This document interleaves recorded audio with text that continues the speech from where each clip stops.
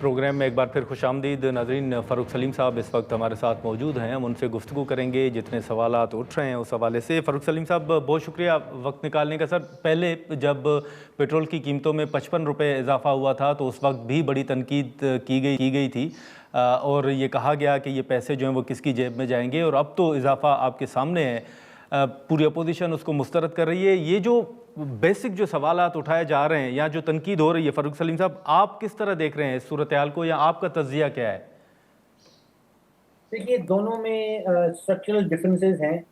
جب 55 روپے اضافہ کیا گیا تھا تو وہ اس تیل پہ کیا گیا تھا جو پرانی قیمتوں پہ خریدا گیا تھا, تو وہاں پہ وہ ٹھیک ہے. جائز بنتی تھی کہ آپ نے پرانی قیمتوں پہ تیل خریدا ہوا, اب آپ مہنگی قیمتوں پہ بیچ رہے ہیں, تو وہ ڈفرینس اس وقت شاید 82 ارب روپے کے قریب آ رہا تھا, وہ کس کی جیب میں جا رہا. اب حالات تھوڑے سے فرق ہیں. اب معاملہ یہ ہے کہ جو نیا تیل پاکستان میں لینڈ ہو رہا ہے وہ جنگ سے پہلے آپ سمجھیے کوئی $70-72 کا بیرل تھا, اب وہ کوئی $105-106 پہ پہنچ چکا ہے.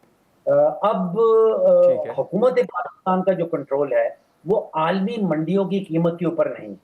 تو جو اضافہ پاکستان کی قیمتوں میں سامنے آ رہا ہے وہ میں سمجھتا ہوں کہ بالکل ناگزیر ہے, وہ حکومت کی کنٹرول میں نہیں ہے. یہ ہم نے دیکھا ہے کہ پچھلے کئی سالوں سے جب بھی عالمی منڈیاں بڑھتی ہیں تو پاکستان میں قیمتوں میں اضافہ اس کا اعلان کیا جاتا ہے. مجھے اس وقت جو ڈفرنس لگا کہ یہ ایک اعلان نہیں تھا جو اپریل کی 2 تاریخ کی رات کو کیا گیا, 2 اعلانات تھے.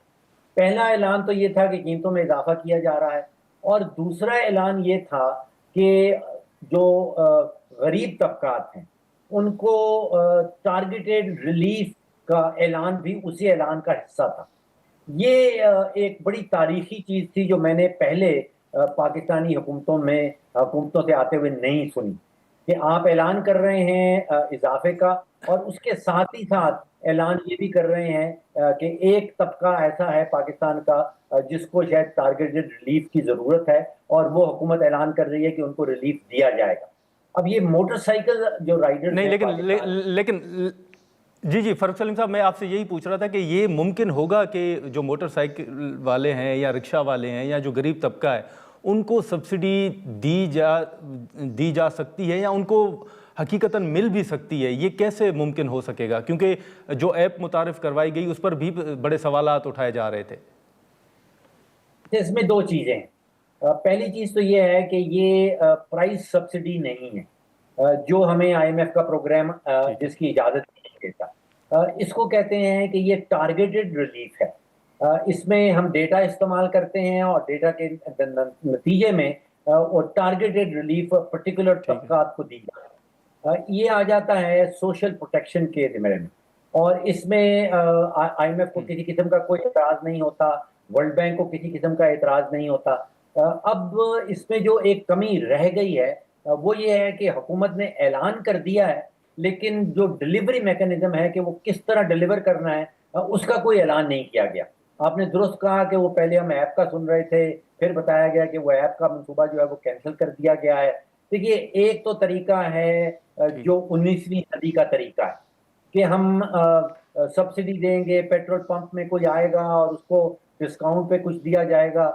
اس کے اندر جو ہے وہ کرپشن پھر لیکن کر جاتی ہے, اس کی ایڈمنسٹریٹو کاسٹ جو ہے وہ 15-20% وہی وہاں پہ چلی جاتی ہے. میرا مشورہ یہ ہوگا, میری درخواست یہ ہوگی کہ جو 21ویں صدی کے ٹولز ہیں ہم ان کو استعمال کریں.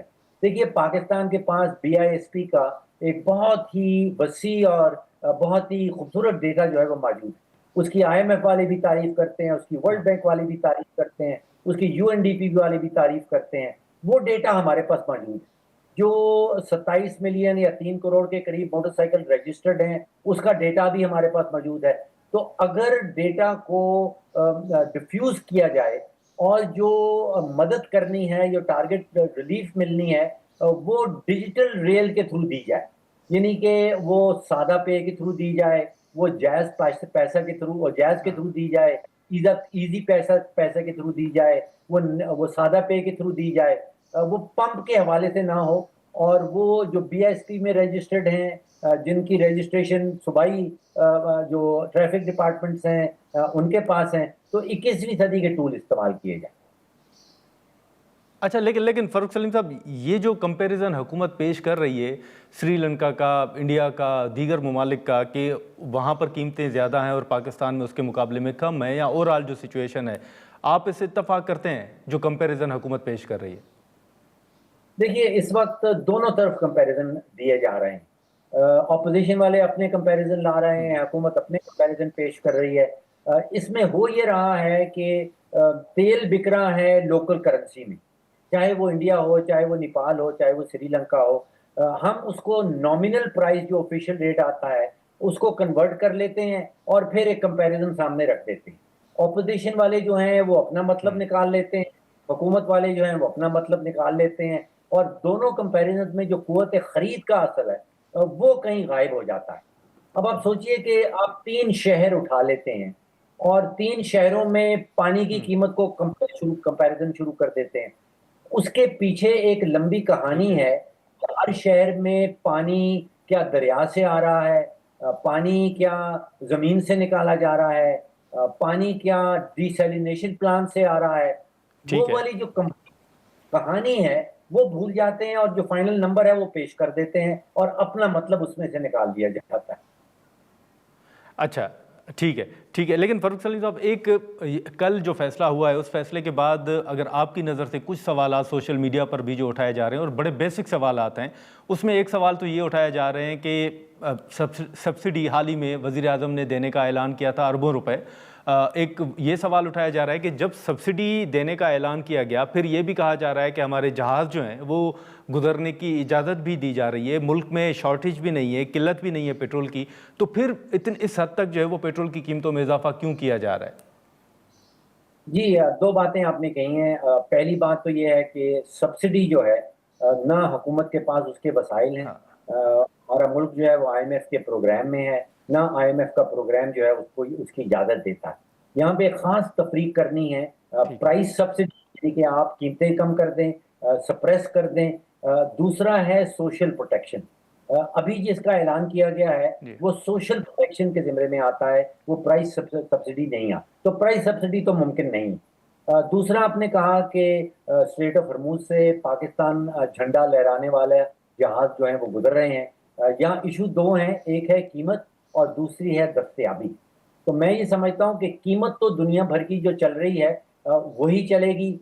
جو جہاز اسٹریٹ آف ہرموز سے گزر کے آ رہا ہے، پاکستان پہنچ رہا ہے، قیمت اس کی وہی ہے جو عالمی منڈی کی ہے۔ یہاں پہ اویلیبلٹی یعنی کہ کوانٹٹی جو ہے وہ پاکستان میں پہنچ رہی ہے۔ تو یہ آپ کی بات درست ہے کہ یہاں پہ ریشننگ میں سمجھتا ہوں اس کی کوئی ضرورت نہیں ہے، کیونکہ تیل پاکستان میں پہنچ رہا ہے۔ قیمت جو ہے اس کا شپمنٹ سے، اس کا اسٹریٹ آف ہرموز کے تھرو شپ گزرنے سے کوئی تعلق نہیں۔ اگر شپ گزر رہا ہے تو اس کا مطلب یہ نہیں ہے کہ ہمیں سستا تیل مل رہا ہے۔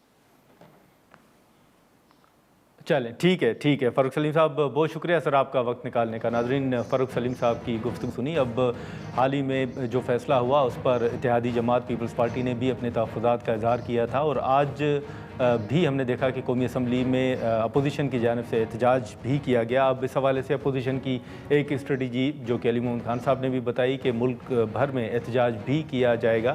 اب حکومت نے فیصلے تو کیے ہیں سبسڈی دینے کے حوالے سے، غریب طبقے کو اس بوجھ سے بچانے کے حوالے سے بات تو ہوئی ہے۔ اب دیکھنا یہ ہوگا کہ پھر آنے والے دنوں میں اس پر کیا مزید پیش رفت سامنے آتی ہے۔ آج کے پروگرام میں اتنا ہی، اجازت دیجیے، اللہ حافظ۔